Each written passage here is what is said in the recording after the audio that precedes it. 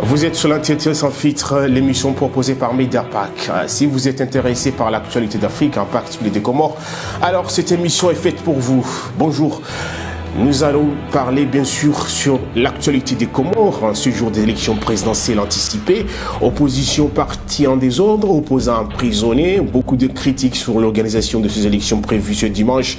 On dit par ailleurs que le régime en place empêche toute opposition, des médias locaux muselés, des journalistes qui animent sur les réseaux sociaux, incarcérés sur des accusations de troubles à l'ordre public. Mais en dehors de tout ça, le président Azali Assoumani, actuellement candidat aux élections présidentielles, continue son chemin, il parle de l'émergence et il compte aller jusqu'à 2030 s'il rapporte ces élections présidentielles. Nous allons discuter avec notre confrère Ahmed Abdallah Mgueni, ancien chef d'édition de la télévision nationale des Comores, ancien rédacteur en chef de la Gazette des Comores. Il a travaillé en tant que journaliste et correspondant dans plusieurs organes de presse écrite et audiovisuelle, notamment RFI, France 24, Réunion Première. Il est cofondateur de Salwa Mag, une magazine dédiée à la femme comorienne. Il est actuellement aux États-Unis, en particulier dans la ville de Philadelphie. Bonsoir Ahmed Abdallah Mgueni.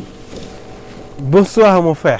Merci d'avoir accepté cet entretien de Mediapack. Vous étiez récemment aux Comores, vous avez vu pas mal de choses ce dernier temps. En tant que journaliste et citoyen des Comores, que vous résidez actuellement aux États-Unis. Alors première question, comment s'est déroulée la campagne d'Ahmed Abdallah Mgueni? On peut dire, Dieu merci, la campagne est déroulée sans beaucoup d'incidents graves, oui. Ce qui est un peu rare dans nos pays actuellement, là où il y a des élections aussi importantes comme l'élection présidentielle.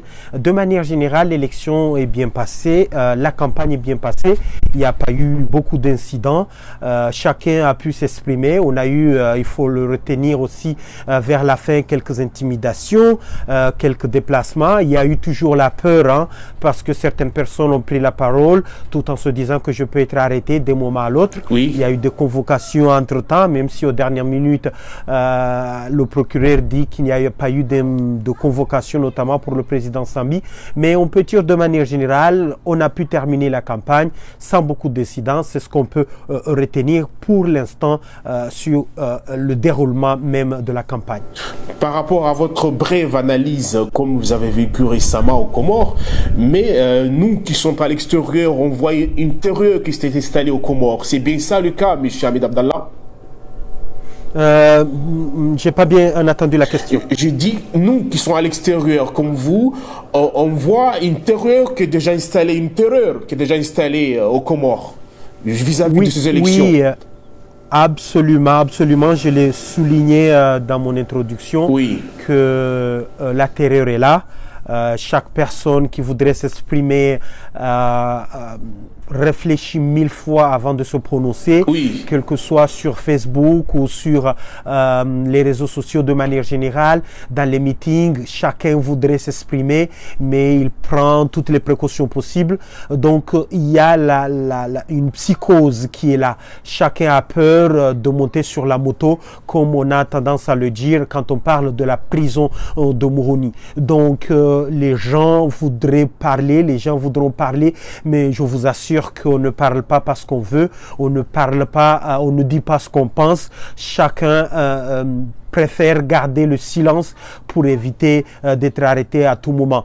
La preuve en est que il y a eu le dernier événement en date, en tout cas la convocation du capitaine Rachad, oui, qui se trouve qu'il a parlé dans un meeting à Mitsamiouli, oui, et le lendemain il a été convoqué par le procureur de la République. Officiellement c'était une mise en garde, mais tout le monde a vu directement qu'il s'agit d'une tentative du musulman. On n'a pas voulu que chacun s'exprime. Donc c'était une image, c'est pour vous dire que chacun voudrait parler, mais chacun ne veut pas parler parce qu'on a peur d'être convoqué à tout moment devant la justice. Il faut dire aussi qu'il y a d'autres personnes qui ont peut-être des casseroles derrière, oui, et qui ne voudraient pas parler parce qu'à chaque moment on peut soulever ces casseroles et on peut les ramener au Niouf à tout moment. Donc il y a la terreur, je vous assure, elle est là. On ne parle pas parce qu'on veut. D'accord. Autre question. Qui se démarque après quelques semaines de campagne, M. Ahmed Abdallah Mgueni? Sur place, il faut retenir qu'il y a 3 candidats qui ont pu sortir la tête de l'eau. Oui. On peut citer d'abord le président de la République qui est actuellement candidat, Azali Assoumani. Oui. Il faut remarquer que naturellement, il a pu s'en sortir parce qu'il dispose de moyens exceptionnels, j'ai dit même extravagants. Oui. Donc dans les meetings, partout où il va, il y a du monde. Il y a du monde parce que les gens aillent là-bas parce qu'ils ont peur. D'autres personnes, il faut le dire, ils vont de leur propre gré. J'ai dit que de gré ou de force, les gens se déplacent dans ces meetings. Oui. Donc le président sortant, il a pu sortir de l'eau parce qu'il a les moyens, parce qu'il y a du monde. Il y a des gens aussi qui ont peur d'être limogés, qui ont peur d'être renvoyés de leur travail. Donc ils se déplacent en masse pour aller dans ces meetings. Et il y a aussi des gens qui sont convaincus, il faut le souligner, qu'il est le président de l'émergence, qui est le président de l'avenir, donc ils vont voter pour lui. Il y a en deuxième lieu, oui. il faut souligner le cas de Mahmoud qui est le candidat du parti Djoua. Le premier parti de l'opposition, oui. Absolument, lui il vient de loin, personne ne le connaissait jusque-là, il était avocat peut-être, parmi les plus grands avocats du barreau de Moroni, oui. mais personne ne le connaissait en matière politique. Le fait qu'il soit du parti du Sambi, Sambi, l'ancien président de la République, a fait de lui une icône, une star tout d'un coup. Donc, mine de rien, il est devenu un peu le candidat du bas peuple parce que on voit des milliers ou des centaines de personnes oui. qui se déplacent, oui. qui cotisent pour aller assister à ces meetings. La troisième personne qui a pu s'imposer, qui a pu sortir de l'eau, ouais. on peut parler de colonel Soali, oui. Campagnard. Oui. Lui, de son côté, surtout ces derniers moments, il a eu des moments difficiles au début parce qu'on ne le voyait même pas. Oui. Il était beaucoup plus battu sur les réseaux sociaux, mais sur le terrain, on ne le voyait même pas. Il a fallu les derniers jours de la campagne pour le voir sortir, mais lui, il a une classe, la classe intellectuelle beaucoup plus est avec lui. On le surnomme comme un peu un héros. Donc lui, depuis le début, on ne le voyait pas, mais vers la fin, il a pu s'en sortir. D'accord. Sinon, oui. Il y a d'autres qui arrivent derrière, les Mouni Baraka, les Karihila. Ouais. Ils essayent de caracoler derrière, mais ils ont du mal toujours à s'imposer. Mais pour l'instant, ce sont les 3 de devant. Et les autres, comment voyez-vous par rapport aux autres? Je l'ai cité, il y a eu Mouni Baraka qui ne fait pas de grandes campagnes, oui. qui ne fait pas de grands meetings, mais jusque-là, il arrive à faire une campagne souterraine, à aller vers le public oui. de manière porte-à-porte. Il y a eu le cas Karihila. Karihila, jusque-là, il attendait le soutien qui n'est jamais venu de Mamadou oui. pour pouvoir s'imposer un peu, mais jusque-là, il n'a rien. Donc, il va profiter de l'électorat de Hamahame puisqu'il est le seul oui. candidat de Hamahame. Je précise au passage qu'aux Comores, on vote par région, on vote par village. Il suffit que tu sois de mon village et je vote d'abord pour toi. Donc, Karihila peut s'imposer en tout cas dans le Hamahame parce qu'il est de la région de Hamahame. Il est le seul candidat de la région. On a parlé de l'éclatement du parti Djoua, le premier parti des Comores. Avons-nous ressenti cela dans la campagne? Oui, on peut le dire que la division, on l'a vécu au début. Oui. Mais il y a eu un tournant lorsque Mahmoud est revenu de la France, là où il était passé faire la campagne. Quand il est revenu au pays, il a fait un meeting au stade Ajao et il y a eu la présence du frère de Sambi. Et depuis ce jour-là, tout a changé et tous les militants du parti Djoua ont pu comprendre et ont décidé que peut-être c'est Mahmoud qui est le candidat naturel du parti Djoua. Mais cela a fait que Fahmi toujours se bat pour s'approprier du Djoua et il y a El Masseli aussi. Donc Fahmi, il a pu garder une bonne partie de l'électorat de Djoua, mais seulement en juin et seulement à Moutsamoudou. Mais si on garde de manière générale, c'est plus de peur que de mal. Finalement, le parti Djoua se retrouve derrière Mahmoud, même si, je le dis, quelques partisans continuent de soutenir Fahmi. Ahmed Abdallah Mgeni, justement, les candidats de l'opposition crient à la fraude. Comment cela peut être possible? Oui, sur le terrain, il y a cette psychose qui est là. Oui. Les candidats de l'opposition ont toujours peur. ils se disent à chaque fois qu'il peut y avoir des trucages des élections, il peut y avoir la fraude. Mais la fraude peut se faire au début. On a tendance à ouvrir un peu tardivement les bureaux de vote, ce qui décourage beaucoup plus les militants qui sont allés voter. La fraude peut aller au niveau des cartes d'électeurs. On essaie d'effacer certains membres des bureaux de vote dans les listes et des militants, ce qui fait que au moment où ils arrivent, ils ne se voient pas. Le moment de bouger de gauche à droite, de trouver leur nom, ça leur fatigue. Donc il y a aussi cette manière de frauder, et il y a aussi la fameuse fraude qui se fait au niveau de la Cour constitutionnelle. On essaye d'éliminer certains bureaux de vote qu'on estime défavorables. Donc tout peut arriver. Tout peut venir effectivement avec cette fraude qui plane au-dessus des Comoriens. Donc cette peur est là. On croit qu'à tout moment, surtout qu'on essaie de parler aux gens qu'on va gagner à tout moment. D'accord. Quand vous étiez sur les terrains, avez-vous ressenti l'idée d'une victoire au premier tour du président sortant, actuellement candidat aux élections, Azali Assoumani? Honnêtement, ce serait vraiment une grande surprise pour moi, parce que sur le terrain, il y a un vrai rejet du candidat ou du pouvoir, je vous assure. Mais il faut voir ces meetings, il y a des gens qui arrivent dans ces meetings parce que réellement, ils ont peur d'être limogés, ils ont peur d'être envoyés de leur bureau. Donc, il y a beaucoup de gens qui sont là, mais moi, j'estime que ces gens-là, ils avancent l'idée d'une victoire au premier tour parce qu'ils veulent camoufler, parce qu'ils sont conscients que ça paraît difficile. Donc, effectivement, moi, j'ai peur qu'il va y avoir une fraude pour le faire passer.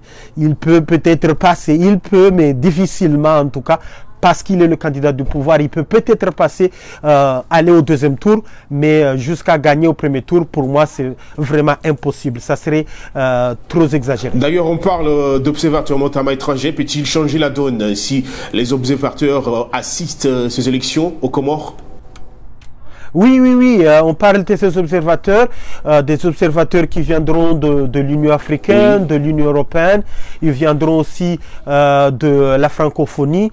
Ils peuvent arriver là, peut-être ils peuvent empêcher, mais pas réellement, parce qu'on sait leur marge de manœuvre. Comme on dit, ce sont des observateurs. Ils vont regarder, observer, mais ils ne vont pas réellement empêcher grand-chose. Ils n'ont pas grand-chose à faire. Il nous faut qu'ils constatent des fraudes. En 2016, ils sont venus le faire. Plutôt en 2006, quand il y avait Sambi, mais il y avait carrément des militaires. Il y avait une présence un peu qui essayait de décourager un peu les fraudeurs éventuels. Mais actuellement, avec des observateurs, leur marge de manœuvre, ils sont un peu réduits. Ils peuvent aller d'un bureau à l'autre, mais ils ne peuvent pas réellement empêcher la fraude. Ça sera le même cas comme en 2016. En 2016, ça c'est la même chose. Ils seront là, ils essaient de dissuader, de persuader les gens de ne pas frauder. Mais ils peuvent rien faire. Ça sera totalement différent des militaires qui étaient là depuis en 2006 à l'élection de Sambi, parce que c'était totalement différent. D'accord. Une autre question dans tout ça. Quel est l'état d'esprit de la population dans cette situation, Ahmed Abdalmgueni? Oui, c'est la situation, comme je l'ai dit un peu, chacun a peur, mais on voit que les gens aussi sont déterminés à en découdre. On attend des discours de gauche à droite qui sont prêts à tout pour que l'élection se passe bien, pour qu'il n'y ait pas de fraude, que l'élection ne soit pas volée. Donc l'état d'esprit est là, les gens ont peur, d'autres personnes sont dissuadées, sont découragées d'aller au vote, mais d'autres sont prêts à tout pour que l'élection se passe dans de bonnes conditions. En tant que journaliste citoyen aussi, vous constatez que les Comoriens sont près d'un changement? Non, malheureusement, parce que quand tu vois la plupart des gens, on vote parce que c'est la personne de mon village, on vote parce que c'est mon directeur, c'est quelqu'un que je peux bénéficier quelque chose, mais personne, en tout cas rare, ce sont les personnes qui suivent des idées, des idéologies. D'ailleurs, de manière générale, on n'a pas eu un programme bien ficelé pour être présenté. Il y a eu un candidat comme Ahmed qui a essayé de présenter quelque chose, mais on ne le suit pas parce qu'il n'a pas les moyens, parce qu'il ne fait pas la politique en en tant que tel. Donc les Comoriens ne sont pas prêts pour changer. Mais ils sont là parce que ils continuent, parce que c'est là où ils peuvent gagner quelque chose à manger. Et un point, c'est tout. Le gouvernement aussi a un programme, je pense, si je ne me trompe pas. Déjà, on parle de l'émergence, il y a des projets qui sont en cours. Vous avez constaté cela, monsieur Hamid Abdallah Mgueni? J'ai pas bien entendu. Je dis que le gouvernement actuel défend son programme. Il dit qu'il a des projets qui sont en cours. C'est bien le cas? Oui, ils essayent d'avancer toujours le cadre de l'émergence en 2030. Ils essayent d'avancer, de mettre en évidence les programmes qu'ils ont déjà lancés, notamment l'hôpital El Marouf et d'autres programmes qu'ils ont déjà installés. Mais toujours est-il que le débat n'est pas réellement sur le programme actuellement. Le débat est ailleurs. Chacun essaie de se justifier pourquoi on a anticipé, mais réellement, on ne voit pas quelque chose comme un programme bien ficelé pour être présenté à la population et qui peut être suivi. Par rapport aux élections présidentielles anticipées en cas de deuxième tour, quelles sont les chances des uns et des autres? En tout état de cause, on imagine qu'en cas de deuxième tour, tous les candidats de l'opposition vont se retrouver à côté. Mais c'est à prendre avec pincette parce que, aux dernières nouvelles, je sais que certains candidats essayent de se rallier un peu du côté du pouvoir. Donc, ils vont tenter. Ils se sont réunis une fois, ils ont parlé ensemble. Il y a eu même Ridja qui avait appelé à se réunir, notamment à pousser un candidat qui a de chance de gagner. Mais c'est pas réellement possible parce que il y a des candidats qu'ils croient qu'ils peuvent gagner même à l'absence des autres. Donc au deuxième tour, je crois qu'ils peuvent se retrouver ensemble et ils peuvent faire mal à Azali. Et Azali, vous pensez qu'il va gagner ces élections? Par exemple, si l'opposition se réunit pour affronter le président actuel, par exemple? Non, je ne crois pas, sauf s'il y a fraude.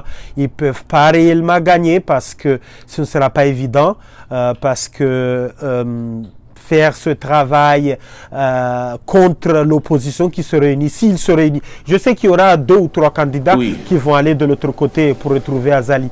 Mais toujours est-il, si tout se passe correctement, s'il n'y a pas de fraude, je vois mal comment Azali peut s'en sortir au deuxième tour. Pour finir cette émission, Ahmed Abdallah Mgueni, vous pouvez nous dire, pour finaliser cette émission, quelques mots? Je dirais à la population de s'organiser, d'aller voter, parce qu'il n'y a que ça. Quel que soit, vous allez voter pour le pouvoir ou l'opposition, mais c'est d'aller voter, c'est de s'exprimer, parce que le vote est un devoir aussi. C'est pas seulement un droit, mais c'est aussi un devoir. Chacun de nous a le droit de s'exprimer. Et nous, malheureusement, on est loin, on ne peut pas s'exprimer. Mais je demanderai aux autres d'aller s'exprimer. Et puis que tout se passe au calme, parce que nous avons un pays, nous avons la paix, c'est que d'autres n'en ont pas. Donc j'espère et je prie que tout se passe dans de bonnes conditions. Merci Ahmed Abdallah Mgueni d'avoir accepté cette interview en direct depuis Philadelphie, une ville de l'Est des États-Unis, ici à Marseille, et c'est la fin de cet entretien. Merci de nous avoir suivis. Merci mon frère, merci de m'avoir donné cette occasion. Oui, merci. Et merci à toute l'équipe qui m'a aidé à réaliser cette émission. À la prochaine pour une autre invité. C'était Ahmed Abdallah Mgueni, ancien journaliste et cofondateur du magazine de Salwa Mag, un magazine dédié à la femme comorienne. À la prochaine. Ciao.